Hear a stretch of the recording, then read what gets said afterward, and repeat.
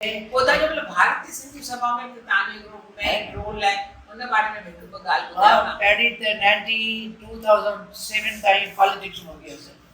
पोइ हिकु दफ़ो मूंखे असांजे दादा जमटमल वाधाणी वाधाणीअ चयो त तूं अञा केसि ताईं पॉलिटिक्स में रहंदी अञा तूं राजनीति न छॾींदीअ छा। उन खां पोइ उन मूंखे चयो ऐं पोइ मां सचमुच भारत सिंधु सभा में आयसि ऐं दादी उन वक़्तु शीला दुधाणी असांजी महिला अध्यक्ष हूंदी पर छाकाणि त ॿाहिरि वञी न सघंदी त मूंखे मिस्टर भाग्य ऐं ॿियनि अप्रोच कयो त महिला बिंदु सभा ऐं मूंखे कार्यक्रम जी अध्यक्ष जेका जीअं मथां ज़िमेदारी कयूं त तूं महिलाउनि जो कमु वधाए ऐं महिलाउनि जो कमु वधाए मूंखे बीजेपी जो अनुभव थोरो हो उनजो सहारो वठी करे मां कमु करणु शुरू कयो। त पहिरीं जोधपुर में वियासीं त जोधपुर में महिलाउनि जी कमेटी ठाहीसीं। पोइ असां थाणा में रहियोसीं टिपटाप में।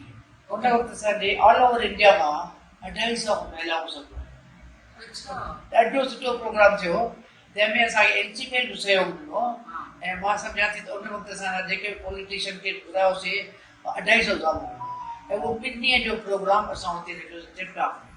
पोइ अहिड़े नमूने टिपटाप थाणा में उथिया टिपटाप प्लाज़ा असांजे ट्रस्टियुनि खे बि एतिरो त उमंग उत्साह हो त हुननि जो भले गवर्नमेंट कुझु बि पैसा असां ख़र्चु कंदासीं। गवर्नमेंट ॾिना 4 लख त 5 लख असांजी सर्व सेवा समितीअ ख़र्चु कया ऐं असांजो एॾो तमामु सुठो प्रोग्राम थियो। हा असांजो हिकिड़ो ई मुद्दो हूंदो त सिंधी भाषा में ॻाल्हायूं सिंधी भाषा खे वधायूं ऐं पंहिंजे सिंधी कल्चर खे वधायूं। दादा जमटमल असांजो चवंदो हो त तव्हांजा ॿार भले सिंधी तव्हां सां न ॻाल्हाइनि पर तव्हां सिंधी ॻाल्हायो जो हुनजे कन में सिंधियुनि जो पलाव पवे। त अहिड़े नमूने असांजे सिंधियुनि जो कमु ॾाढो वधंदो वियो। पोइ नागपुर में सिंधी सम्मेलन थियो भोपाल में सिंधी सम्मेलन थियो।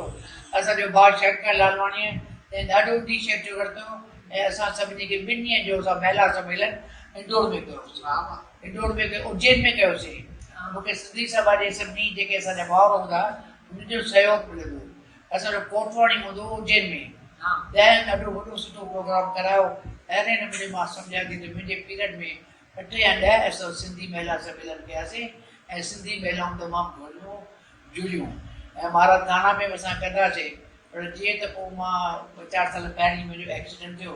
एक्सीडेंट थियण खां पोइ मां न पियो निकिरी सघां त मां पाण ई चयो त मूंखे रिलीव कयो ऐं ॿिए कंहिंखे अध्यक्ष कयो छाकाणि त मां हाणे दादा पहिरीं असांजी दादी माया कोडनाणी हुई हाणे माया कोडनाणीअ खे हुन मथे कयो त हाणे विनीता भावनाणी छत्तीसगढ़